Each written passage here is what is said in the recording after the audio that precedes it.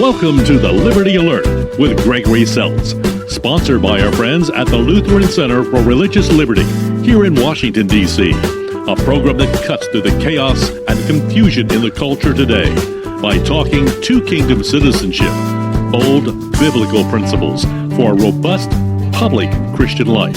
And now your host, Dr. Gregory Seltz. Good day, Washington, D.C., and friends of the program all around the country. I'm Gregory Seltz. Welcome to the Liberty Alert, where every week we try to cut through the noise and take on the issues, especially the public issues that matter to people of faith. You know, we try to rely on the wisdom of the Word for the sake of the culture and the mission of the church. Or as we like to say at the LCRL, we're trying to put our temporal liberties to work for the sake of the eternal liberties of God for all. Today, parental choice now, amidst this FBI CRT bullying. You know, one of the things that I've noticed, there's a different spirit out in the country right now, and I think there's also a little bit of a depression out there. You know, this president was supposed to be a uniter, and hardly anybody believes that anymore. Because what we're experiencing now is this there's a resentful spirit out in the country. There's covetousness in politics. And by the way, you know, the 9th and 10th commandment, thou shalt not covet, it doesn't work in life. It doesn't work in politics either.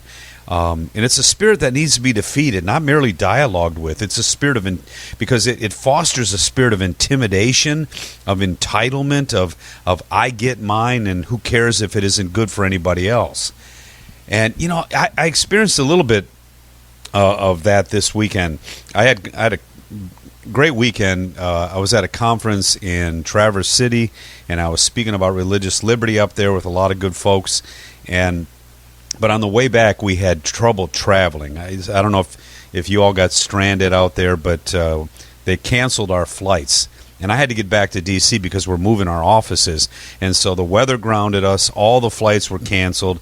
And they said they can't promise to give us, they couldn't promise to get us back to where we wanted to go the next day either. So we're all sitting in this little tiny airport in northern Michigan and with no cars either. There was no rental cars, so we couldn't even drive anywhere.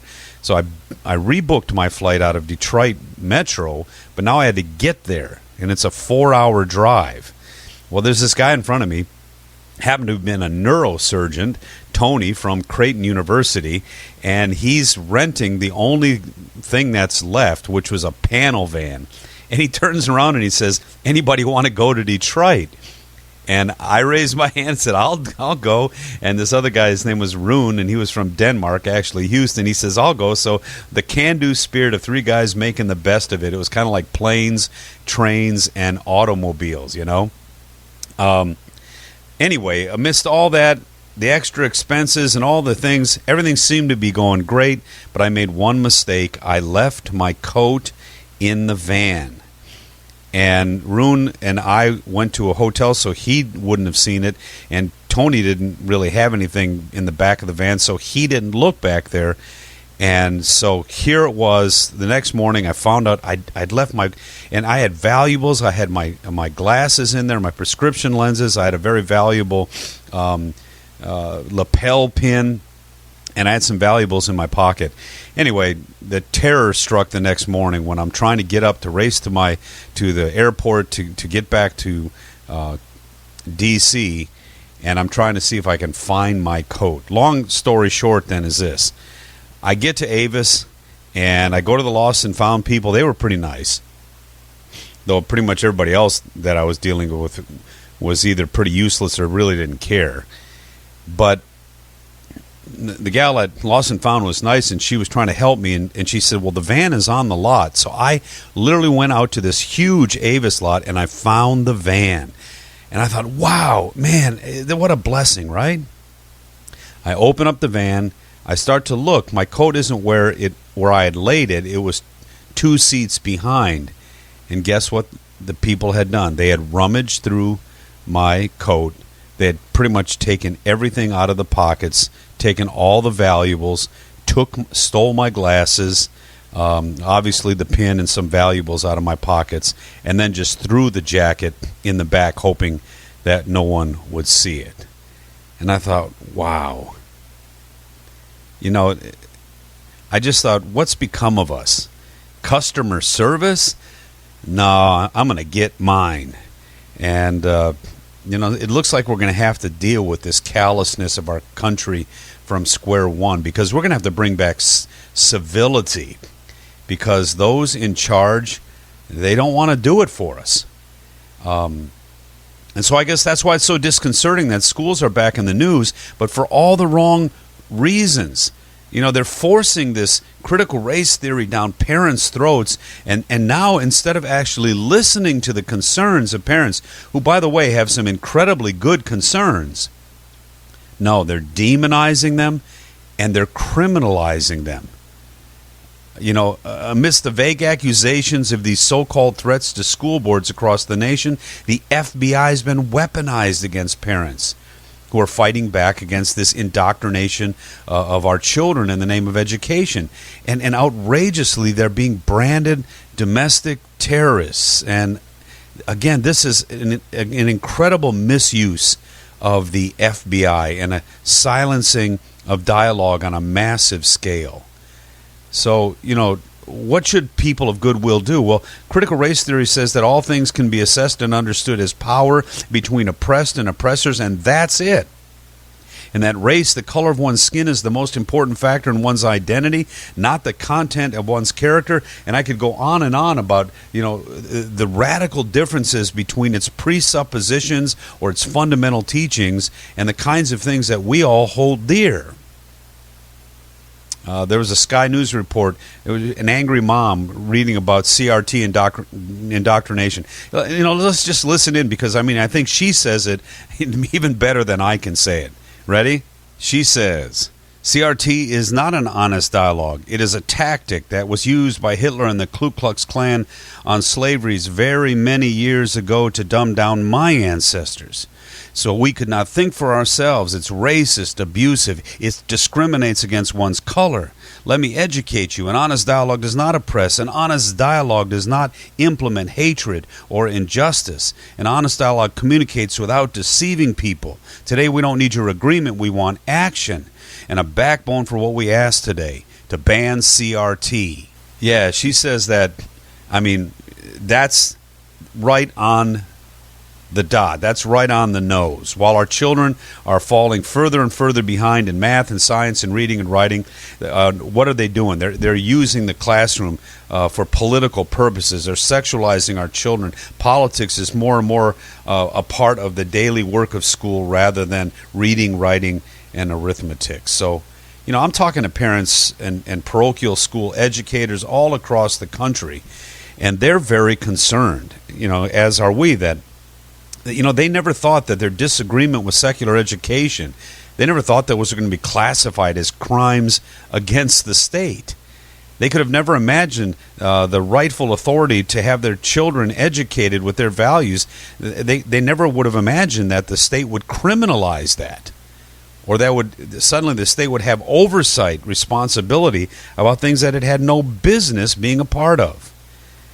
Now, for those of you who know what we do here at the Lutheran Center for Religious Liberty, that's one of the reasons why I was sent to D.C. to start this agency, because we wanted to, again, join the battle with other people, of like mind, people of goodwill, other denominations. We work at the ERLC, which is the Southern Baptist group here. We work with the Catholic bishops. We work with parochial and private school leaders. We work with the values action teams on the Hill. That's why we're here in D.C., because we're here to join others to, again, defend religious liberty, to defend the sanctity of life, because these are fundamental to a civil and civilizing society. We're going to fight for marriage as an institution, and above all, and that's what we're talking about today, that we have the freedom to educate our children. The schools don't tell us what virtues we're going to instill into our children. And so really, to get this right, we have to get to parental choice now, because the state's becoming, in many ways, an anti-choice bully in the one place where it should allow real choice, which is the choice of parents to actually be able to pass on their values to their children. So here's the first question we're going to ask today. Is whose responsibility is it to teach our children? I mean, whose ultimate responsibility? Of course teachers are important. Of course schools are important. But you need to understand, from a biblical worldview, all authority in heaven and earth, right? Well, that's Jesus saying it's been given to me. But then he's the one who actually, in his commandments, and God's commandment says, honor your father and your mother. They are the primary authority in the temporal realm. They're the ones who have authority. And it makes total sense because, you know, the two become one flesh. They have their child, and their child is a blend of the male and the female. And there's a passion there. This is our son, our daughter. We have a responsibility. And no teacher, no matter how much they care about their students, can ever replace the love of a father and a mother. So the parents are the main stakeholders in the lives of their children. But again, we see a different spirit out there. Terry McAuliffe is running for governor of Virginia, and he said, I'm not going to let parents come into school and actually take books out and make their own decisions. I don't think parents should be telling schools what they should teach. When it comes to virtue and values, it's their responsibility. They're the primary stakeholders, sir, not you. You're not the one who determines the moral fabric or the moral virtue of my own child. You know, in our church, we have this thing called confirmation. And a lot of times people think it's the pastor's job to teach the children of the church. Actually, in our tradition, it's the parents' job, because they're the stakeholders, the spiritual leaders of their own family. And fathers, actually, if you want to talk about what it means to be the head of the family, it's the spiritual nature, you know, the spiritual things that are the ultimate important thing. And you're supposed to have the responsibility of instilling that in your children. And so technically, the parents are supposed to teach, and the pastor's just supposed to be the one that tests whether they were well taught. And that's all being turned upside down right now. I mean, the President of the United States has weighed in on this. He's decided not only to take sides in the debate about CRT and what to teach in our schools, he's become pro-indoctrination and anti-dissent, and he's even using a federal agency to chill the dialogue and threaten law-abiding citizens. You know, I read another quote from a mother. Her name is Keisha King, who spoke out during the panel of fighting indoctrination on a national scale at the FRC's Pray, Vote, Stand Summit. And she said, you know, you're at home trying to make peanut butter and jelly sandwiches for your kids, and the FBI could be knocking at your door because you might have said the wrong thing at a school board meeting. She said, I really think at this point, what we have to do is have a mass exodus from the public school system. That's it. With this FBI thing, she said, it just made me realize, what else are we supposed to do? Standing up to these people doesn't seem to matter. I mean, all of us have been at school board meetings. We've been voicing our opinions. We're writing articles, emailing teachers. We're doing all that stuff, and they don't care. It's like the only thing left to do is just peace out. Now, you know, lest you downplay the problem, there is a radical shift again out there. There's a different spirit out there. Kind of what made America unique was this idea of limiting the government's power in your life and giving you the freedom to not only work and keep what you earn, but also raise your families and make the best of your neighborhoods and your churches. That was the uniqueness of the American experiment. And now we have people saying, no, government's going to decide everything. You know, I wrote a mom and pop paper on this called "It's Terrible When the Refs Play the Game." And everybody knows that the referee's job is to make sure that everything is fair, that the fouls are called equally, or fairly on both sides, and that you just let people play. And then it's people's abilities, skills, and determination. And that makes an incredibly exciting game to watch. And there's nothing worse than when the refs or the umpires start to dictate the game. And that's what's going on in these discussions. The federalizing of all of these things is not the solution. It'll magnify the problem. We even talked about defund the police this way. We said the big issue of defund the police was actually they were taking local control of the police, which is the best way, neighborhood policing, where police and neighbors together are working to make sure that there's a civil community. Well, the worst thing you want is federal police, where it's Washington sending the police force to your neighborhood. Because now you're going to, we Americans, again, live in an incredible society compared to other societies, because to a degree, to a very high degree, police can still be trusted. If you go to other parts of the world, oh my gosh, they're often politicized, and whoever's the most powerful sends the police to do their bidding. We don't want that. This federalization of all these issues, it takes away meaningful decisions. It takes it away from families, away from churches, away from local communities. And it forces a federal one-size-fits-all restriction. Now, there's even more nefarious things going on here. There's an article by Andrew McCarthy. The critical thing here, he said, is that Biden is doing this. He's making this a federal issue, and he's sicking the FBI on average citizens without there really being any crime, because it's a local matter, and the feds have no jurisdiction in local criminal matters. If there even is a threat of violence at a school board meeting, that's something the local police are to take care of. And again, he's arguing in this article in National Review that the worst thing about this is we're making this a federal thing, where the FBI is going to start keeping files on parents. Yeah, so that's the different thing. That's what's crazy about this. Do you remember when people were filing for their 501c3s, and they were finding out that Christian organizations were having a tough time? They were being denied in large numbers. Well, bad things happen when you start to politicize the IRS, or you politicize the FBI or the DOJ.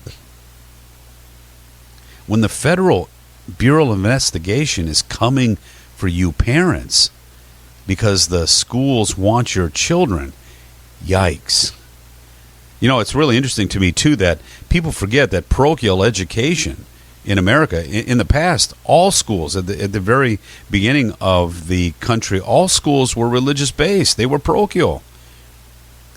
And, of course, that makes total sense, because data, knowledge, needs a moral framework to become Christian. Even the whole idea of trust the science. Well, science isn't about trust. It's about facts. The trust has to be related to other things besides the data. There's a morality issue in all things. There's a probability issue in all things. There's a consequences discussion in all things. Trade-offs in an imperfect world. And then there's, of course, freedom and choice. So now science just gives us something to take into account. I always tell people, I said, science is just like the speedometer on your car. It tells you that you're going 60 miles an hour, or that you're going 25 miles an hour. But if you're going 25 miles an hour on the freeway, that's bad. If you're going 60 miles an hour in the parking lot, that's bad.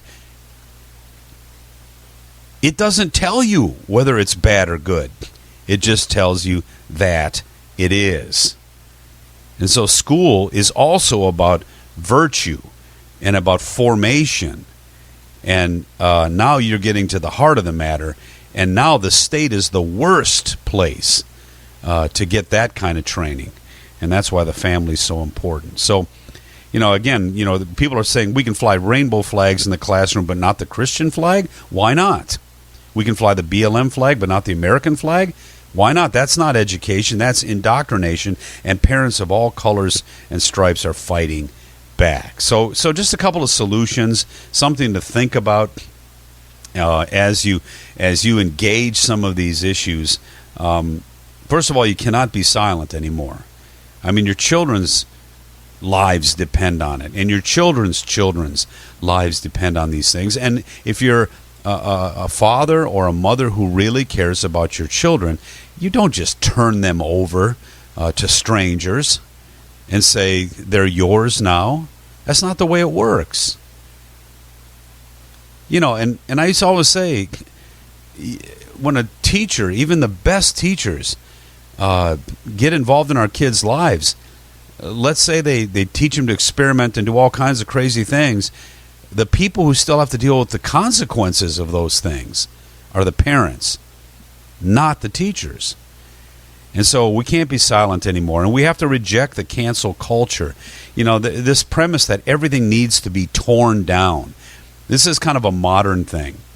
Actually, you know, the Marxists have been doing this forever. I mean, that if you look at wherever they've rooted in society, their whole goal is to tear down everything that's been there before because they have the new utopian future. Of course, the utopian future always seems to turn into tyranny because it locates power in smaller and smaller groups of people's hands.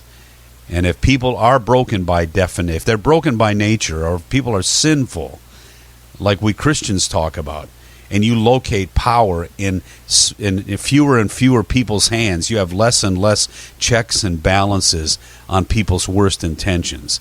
And that, my friends, is never a good thing. So we've got to reject cancel culture's premise that everything needs to be torn down. No.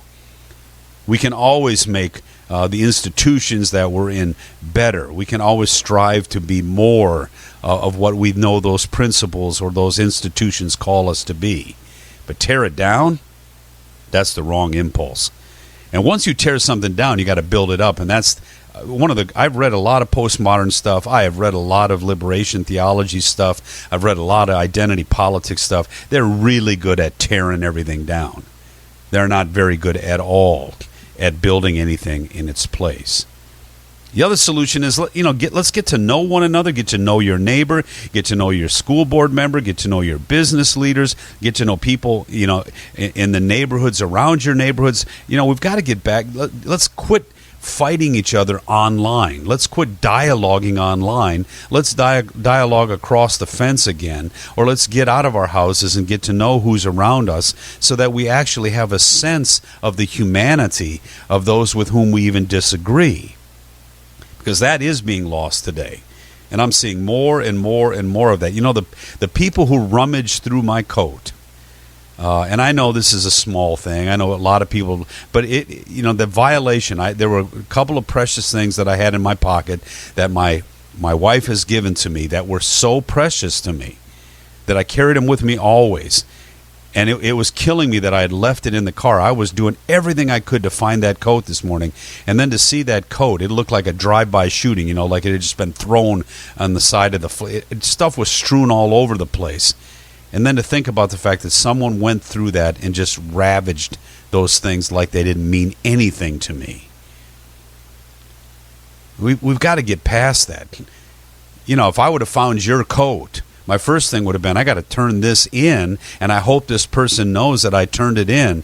In fact, the guy that drove the car, I didn't know who he was. We got to know each other, a little bit about each other, but, we didn't get to real personal well, we talked about families and kids and all that, but I didn't have his phone number, and I just was thinking about the fact, if he would have found my coat, I know for a fact he would have said, maybe I'll put it at the Avis counter, and hopefully Greg will find his way back here. I even had this idea that maybe he took out my glasses and was just holding on to them because, he knew how important those would be to me, even more important than the coat itself. And then when I found out he didn't, know that I had left it, I said, now I knew someone had stolen all that stuff. Get to know your neighbor, your board member, your business leaders. And then, of course, like the Bible says, speak the truth in love for everybody's sake, not just for your own. I know we have to fight back on some of this stuff. But what you have to realize, folks, is that even when we fight back with some of these things, we're not fighting back just to win a battle. These things are true. We're fighting back because we believe how the Bible views these things, the Christian worldview on these things is true for everybody. So there is truth. There is right and wrong. I just saw there was a school in the UK that says they're not going to use the word bad and good anymore. Well, then I have no idea what you're talking about with virtue then. If there is no such thing as bad and good. But that's where people are going with this. It's a movement that is going to implode on itself someday. But let's not let it do that on our children. So we need to speak the truth for everybody's sake, not just for our own. We're not being defensive about this thing. We may have to fight the other thing back, but we're not doing it just to be combative. We're doing it because truth is worth fighting for, truth is worth engaging, and truth is worth sharing. Because if you know the truth, the Bible says, Jesus said, if you abide in my word, you will know the truth, and the truth will set you free. So speak the truth in love. And one last thing, and this is a legislative thing. No more money for public schools until parents have the authority and control over how that money is to be spent. That's, in my mind, that's just a principle. There's no legislation out there right now like that, but that's what parental choice is. Parental choice is basically saying it's the parents' responsibility and the parents' authority to take that money and do with it what is best for their children. Homeschooling is exploding right now, and parochial education and private education, its time has come.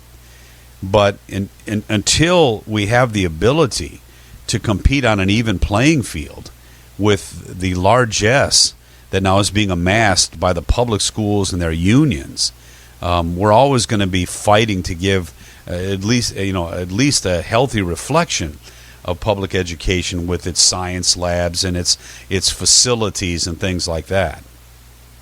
And so parental choice is not school choice. School choice is the government gives the money to the school, then they can control the curriculum. Parental choice is let the parents decide. And I can tell you right now, if you let the parents decide, then a lot of these issues are not going to be argued in front of school boards. They'll be decided by parents taking their money and going where they want their kids to study.